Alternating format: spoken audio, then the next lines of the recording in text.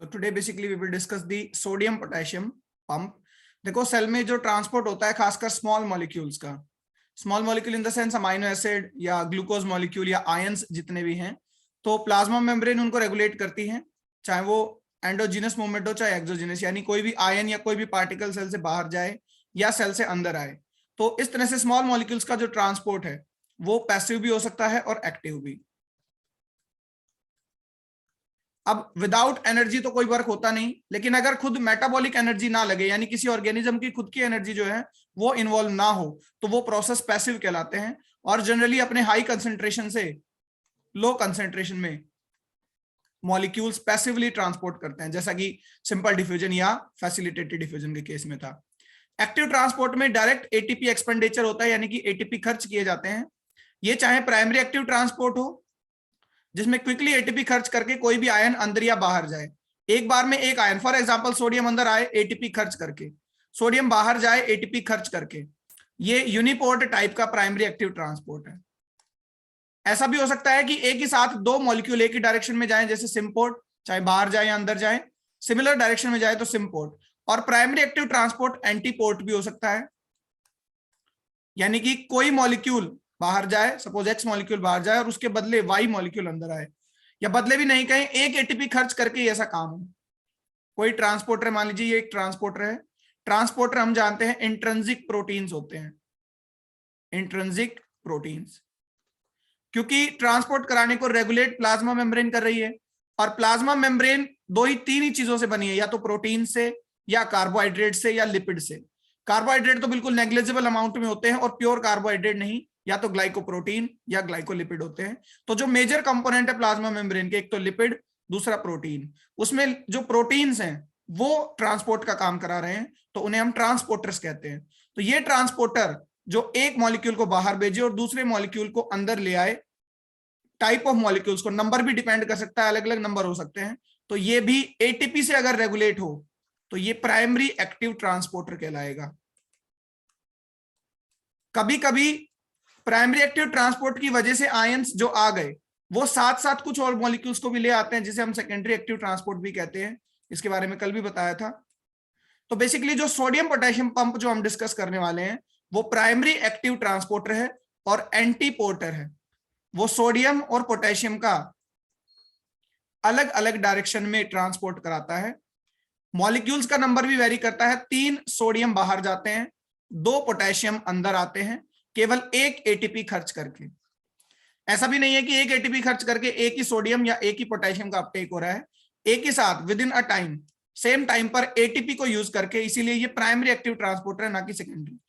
Quickly directly ATP को use करके 3 potassium को बाहर भेजता है, 2 सोडियम को ये अंदर लेकर आता है। Over and all 1 positive charge is move outside. सभी एनिमल सेल्स का ये फीचर है। All of the animal cells, जितने भी एनिमल्स और उनमें भी जितनी भी तरह की सेल्स हैं, सब में सोडियम पोटेशियम पंप जरूर होता है to maintain the membrane potential as well as charge of the cell. देखो मैक्सिमम सेल्स चाहती हैं रेस्टिंग पोटेंशियल पर रहना, यानी वो बार बार आयंस का मूवमेंट नहीं कराना चाहती। हालांकि न्यूरल जो नर्वस सिस्टम की सेल्स हैं उनका मेम्ब्रेन पोटेंशियल बार बार डिस्टर्ब होता है, इलेक्ट्रिक इंपल्स जनरेट होते हैं, तभी तो न्यूरॉन्स का जो है सिग्नलिंग हो पाएगी।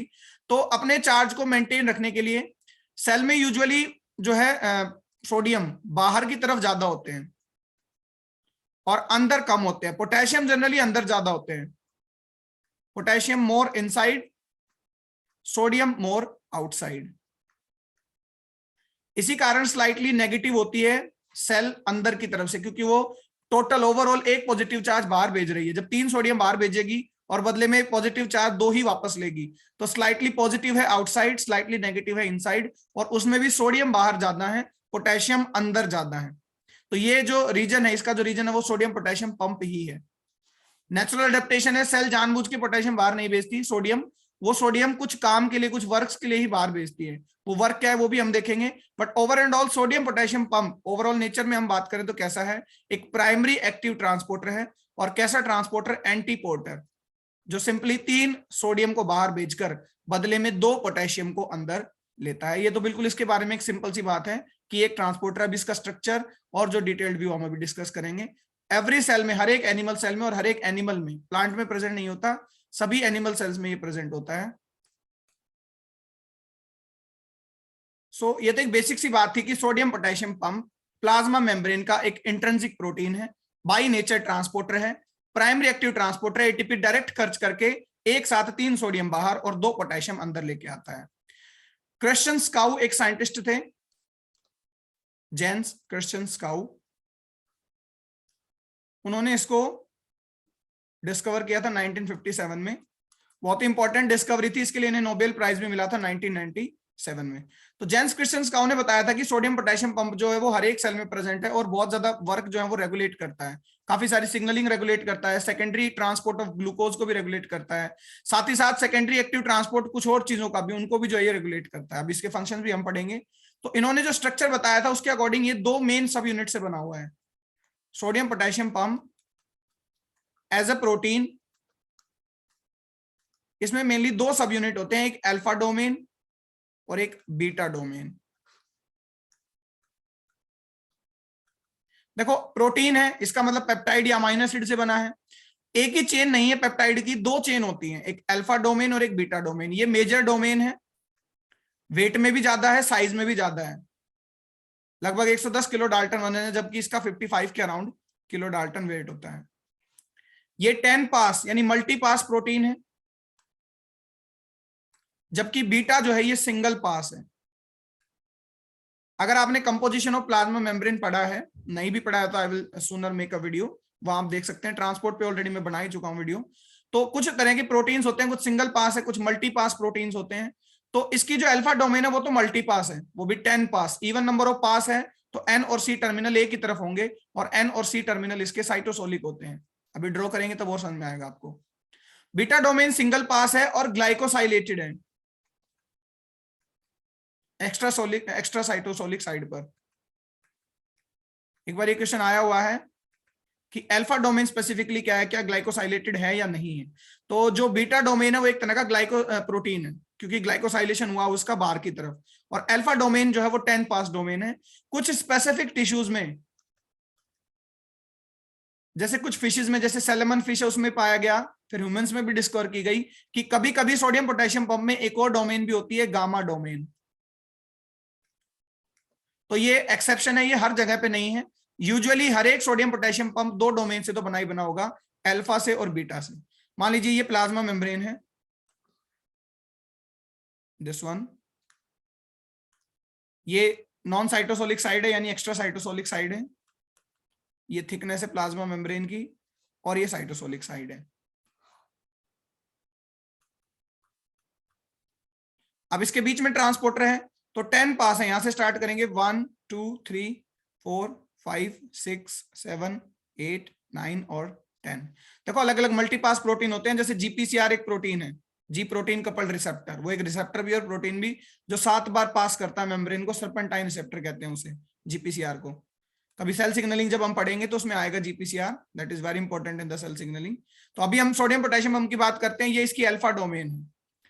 एन टर्मिनल भी साइटोसोलिक है, सी टर्मिनल भी साइटोसोलिक है। जो बीटा डोमेन होती है वो सिंगल पास है,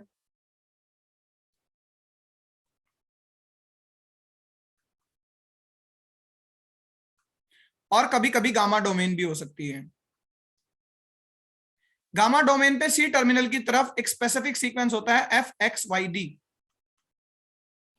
FXYD जो सीक्वेंस है ये सिंगल लेटर कोड नहीं है, ये एक नाम है जो डिस्कवरी के अकॉर्डिंग इसको दे दिया गया था।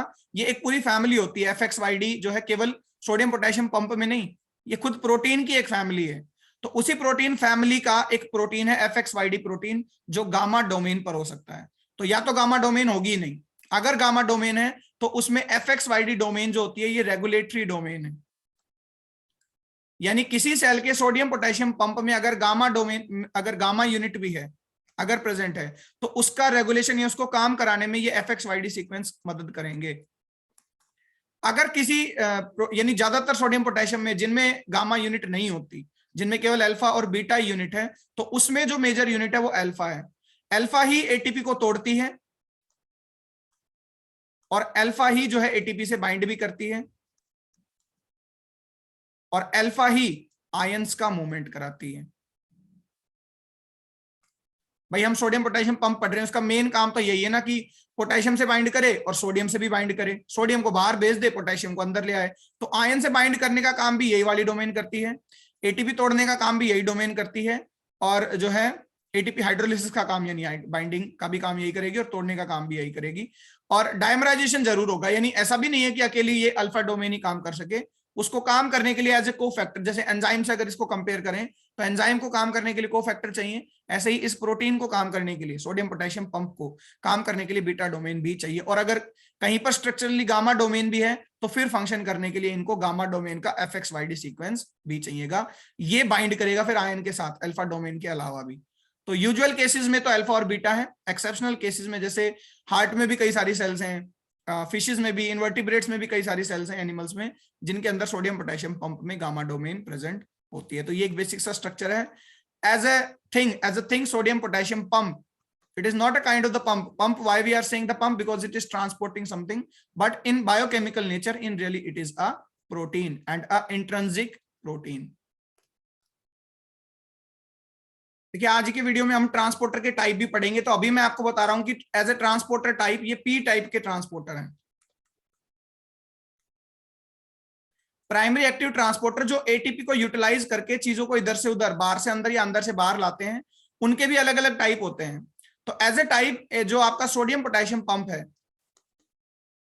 ये पी टाइप ट्रांसपोर्टर है। पी टाइप ट्रांसपोर्टर जो होते हैं वो कैटायन स्पेसिफिक हैं, यानी पॉजिटिव आयंस को, जो पॉजिटिव चार्ज वाले आयंस है, सोडियम भी और पोटेशियम दोनों पॉजिटिव चार्ज के आयन है, इन दोनों का ये रेगुलेट कराता है। इसका मतलब पी टाइप नहीं है, पी टाइप का मतलब है फॉस्फोराइलेशन, फॉस्फोराइलेटिंग ट्रांसपोर्टर्स, वो सभी ट्रांसपोर्टर जो फॉस्फोराइलेशन के थ्रू काम करते हैं। अब फॉस्फोराइलेशन करेगा कौन? एटीपी करेगा, एटीपी का हाइड्रोलिसिस होगा तो जो फॉस्फेट है वो फॉस्फोराइलेट करेगी। अच्छा, करेगी किसको? खुद ट्रांसपोर्टर को करेगी। ट्रांसपोर्टर्स को जब जो है फॉस्फोराइलेशन किया जाएगा, मानो ये सोडियम पोटेशियम पंप है, मैं एज ए यूनिट दिखा रहा हूं, अभी अलग अलग डोमेन नहीं दिखा रहा, तो क्योंकि ये प्रोटीन है तो ये बना हुआ है अमाइनो एसिड से, एन टर्मिनल सी टर्मिनल, बहुत सारे अमाइनो एसिड होंगे इसमें।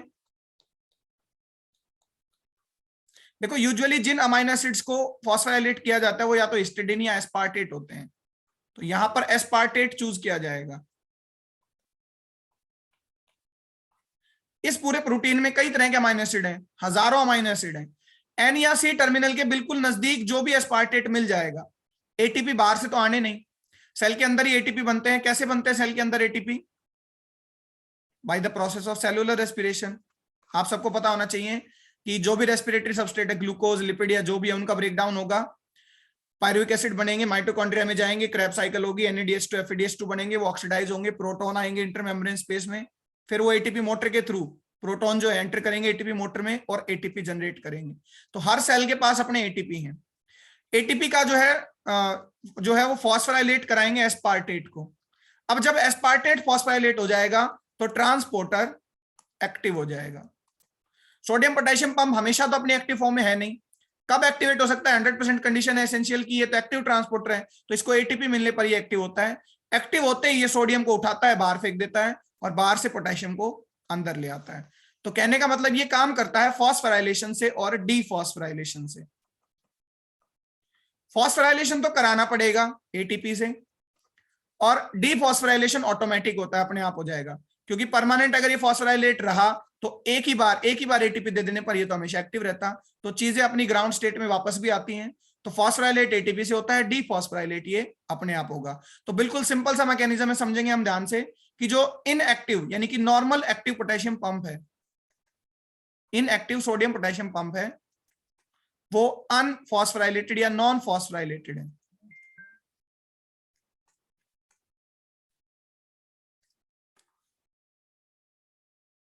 ओके, बिल्कुल सिंपल सा मैकेनिज्म है कि इनएक्टिव यानी कि नॉन फॉस्फोराइलेटेड जो पंप है उसकी एफिनिटी होती है सोडियम से बाइंड करने की।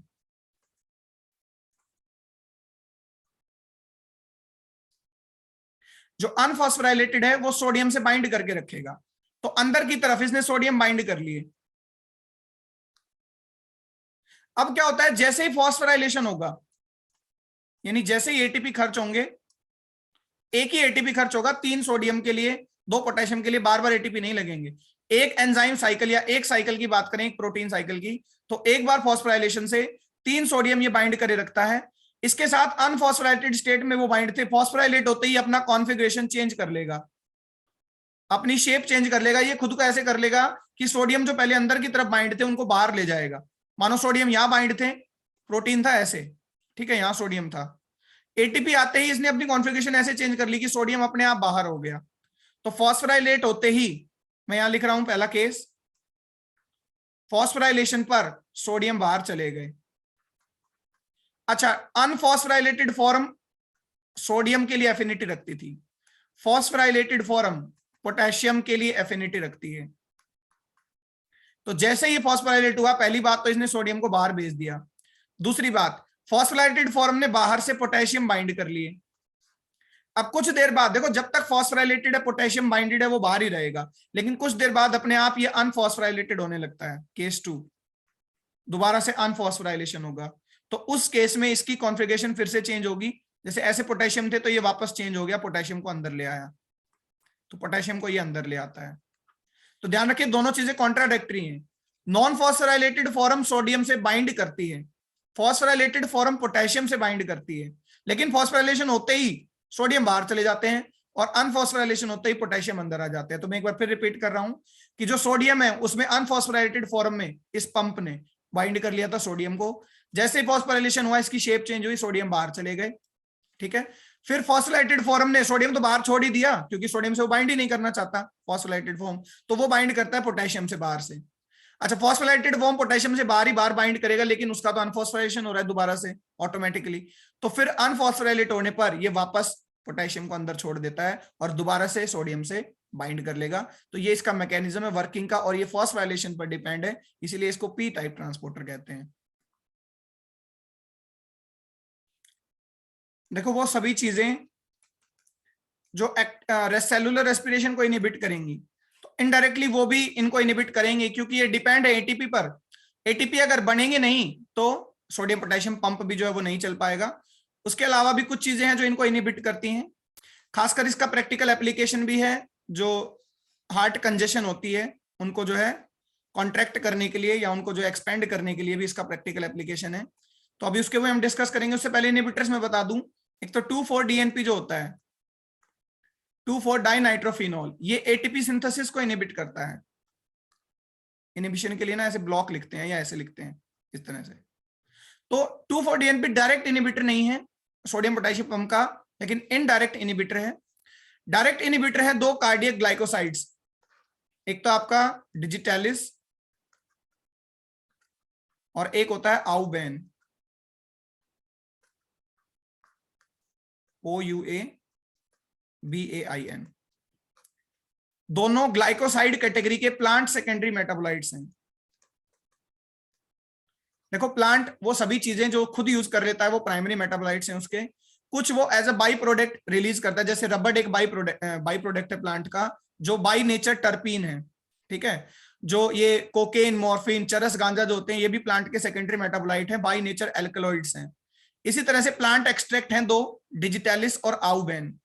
केमिकल का नाम भी डिजिटैलिस है और केमिकल का नाम है आउबेन। डिजिटैलिस केमिकल तो प्लांट फॉक्सग्लोव या डिजिटैलिस से ही मिलता है, ठीक है, और आउबेन भी एक प्लांट से मिलता है, एकोन्थेरा से। तो ये दोनों प्लांट बेस्ड केमिकल्स हैं और एज ए नेचर ग्लाइकोसाइड्स है, और इनको कार्डियोटोनिक ग्लाइकोसाइड्स भी कहते हैं। इनका क्या रिलेशन है ये भी हम पढ़ेंगे सोडियम पोटेशियम पंप से। ये क्या करते हैं कार्डियोवैस्कुलर डिजीज में, और खासकर जब कंजेशन ऑफ हार्ट होता है उस समय पर सोडियम पोटेशियम पंप को इनहिबिट करते हैं। देखो, जो पंप हमारे लिए जरूरी है, सेल के मेटाबॉलिज्म के लिए जरूरी है, अगर उस पंप को इनहिबिट करेंगे तो ये फायदा कैसे पहुंचा सकते हैं। तो एक स्पेशल केस में ही, जब हार्ट के अंदर कंजेशन हो रही है, मसल जो है वो बहुत ज्यादा स्ट्रेच नहीं हो रही है, उस दौरान as a medicine, as a glycoside, cardiotonic glycoside ये यूज किए जाते हैं, दोनों केमिकल, डिजिटैलिस भी और आउबेन भी। अच्छा, ये करेंगे क्या, ये करेंगे इनहिबिट सोडियम पोटेशियम पंप को। तो हम हर एक सेल को ये देना नहीं चाहेंगे, क्योंकि हर एक सेल को अगर ये केमिकल मिलेंगे तो वो अल्टीमेटली डेथ कोज करेंगे, क्योंकि मेटाबॉलिज्म डिस्टर्ब होगा। लेकिन कुछ स्पेशल केस पर, जैसे कि जब मैंने बताया ना हार्ट कंजेशन होती है, जब मसल्स जो है वो कॉन्ट्रेक्टाइल जो है पोजीशन में नहीं जा पाते, कंजेस्ट हो जाएंगे तो उनको कॉन्ट्रेक्टाइल करना पड़ेगा, तो उस दौरान सोडियम पोटेशियम पंप को इनहिबिट करने के लिए ये दो केमिकल यूज किए जाते हैं। इनकी वर्किंग कैसे होगी ये भी हम समझते हैं। एक तो बात सीधी सी समझ में आ गई कि ये सोडियम पोटेशियम पंप को इनहिबिट करेंगे। तो मानो ये सेल्स हैं, ये सोडियम पोटेशियम पंप है,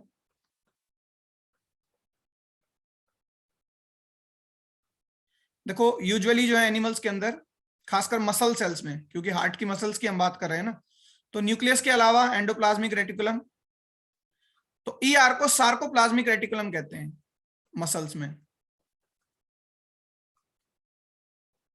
जब कोई मसल रिलैक्स होती है तो उसमें कैल्शियम कम होते हैं, और वो कम भी कहां रहते हैं, सार्कोप्लाज्मिक रेटिकुलम में रहते हैं। देखो कम भी वैसे तो वो लाखों होते हैं, कैल्शियम बहुत जरूरी है हर एक सेल के लिए, सिग्नलिंग में भी जरूरी है, लेकिन जब तक सेल रिलैक्स रहना चाहती है तो कैल्शियम कम रहेंगे, और साइटोप्लाज्म में तो बिल्कुल ही कम रहेंगे। अगर कैल्शियम है भी रिलैक्स सेल में तो वो कहां रहते हैं, सार्कोप्लाज्मिक रेटिकुलम में या ईआर में। अब देखिए अगर वो मसल स्ट्रेच होना चाहती है तो कैल्शियम बाहर आ जाएंगे ज्यादा साइटोप्लाज्म में। अब हार्ट कंजेशन के दौरान जो मसल है वो तो रिलैक्स है, बल्कि रिलैक्स से भी नेगेटिव है क्योंकि वो बिल्कुल भी स्ट्रेच नहीं हो पा रही है। उस दौरान साइटोप्लाज्म में बिल्कुल भी कैल्शियम नहीं है। ऐसा क्यों होता है कि कैल्शियम कभी भी ना रहे सेल में, उसका भी एक कारण है कि सोडियम पोटेशियम पंप, समझिएगा अगर ये एक्टिव होता, मैं अलग से दिखाता हूं इसको, केमिकल्स के नाम तो मैं दिखा ही चुका हूं।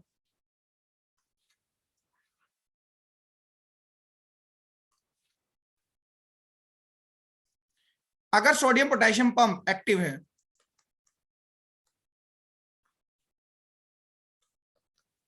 यानी कोई इनहिबिटर नहीं है, तो ये सोडियम को बाहर भेजता रहता है।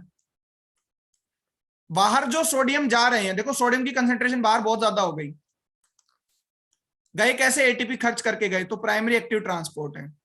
सेल के साइटोप्लाज्म में है कैल्शियम, ओके। अब एक होता है एक और प्रोटीन, अब सोडियम पोटेशियम के अलावा भी तो बहुत से प्रोटीन है प्लाज्मा मेम्ब्रेन पर, एक है एनसीएक्स, सोडियम कैल्शियम एक्सचेंजर। ये एक एंटीपोर्टर है लेकिन सेकेंडरी एक्टिव ट्रांसपोर्ट,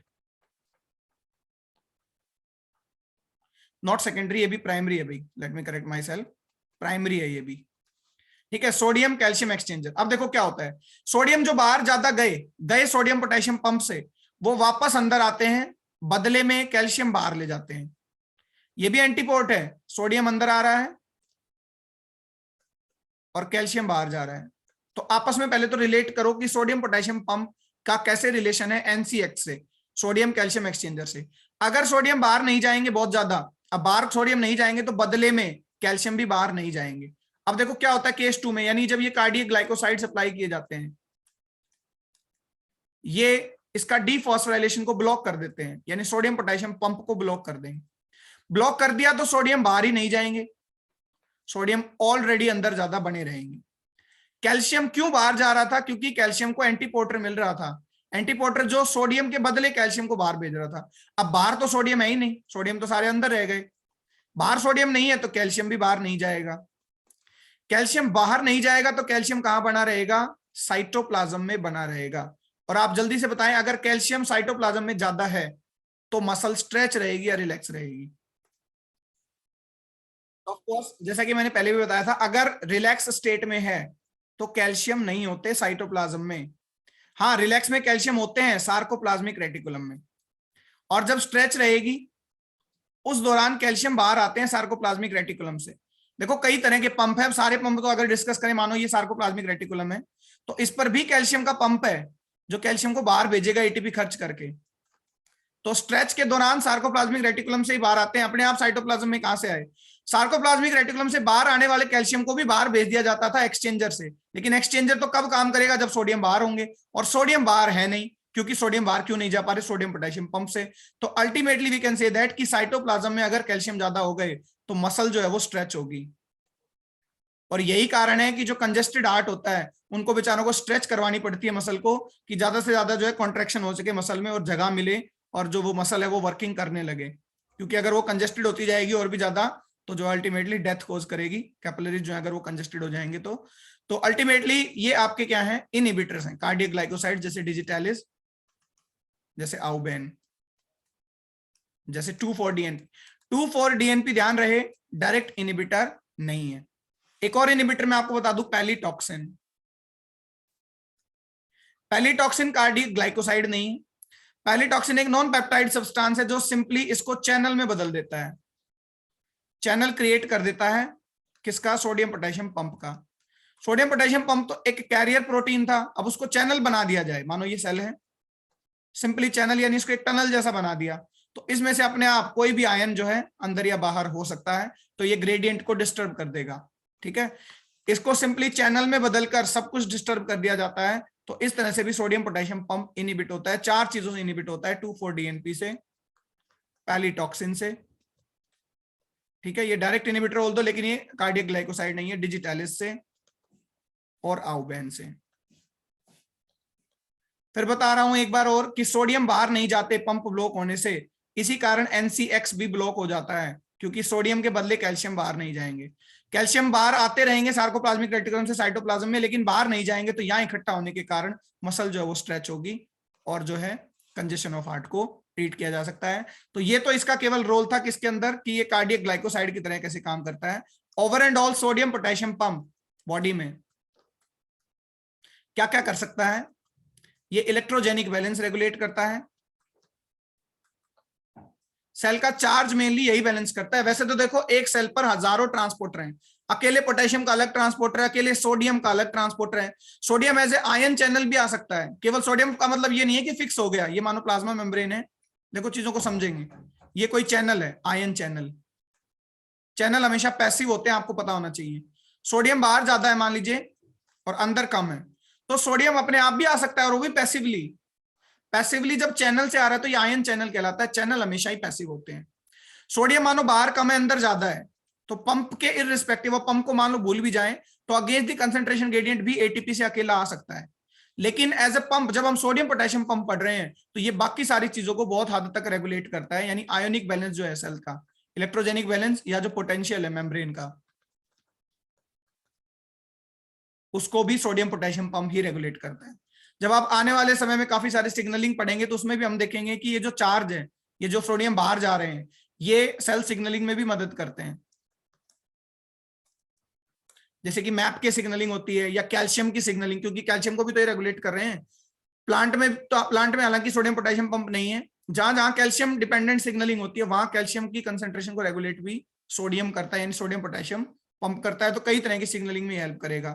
इसके अलावा सेकेंडरी एक्टिव ट्रांसपोर्ट में काम करना इसका मेन रोल है।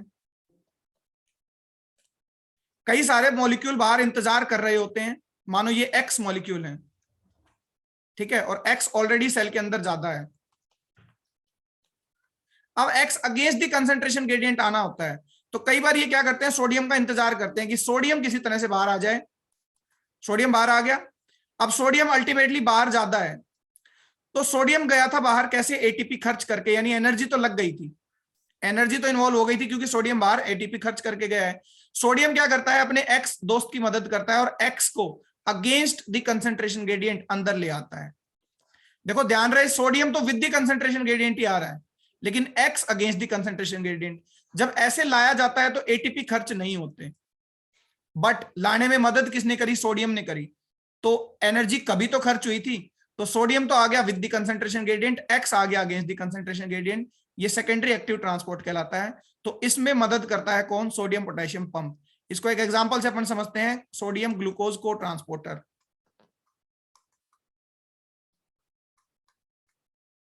मैंने अभी बताया कि काफी सारे मॉलिक्यूल्स के सेकेंडरी एक्टिव ट्रांसपोर्ट में भी मदद करता है सोडियम पोटेशियम पंप, और एक मेन फंक्शन है कि सेकेंडरी एक्टिव ट्रांसपोर्ट में। तो चलो ये हम समझते हैं।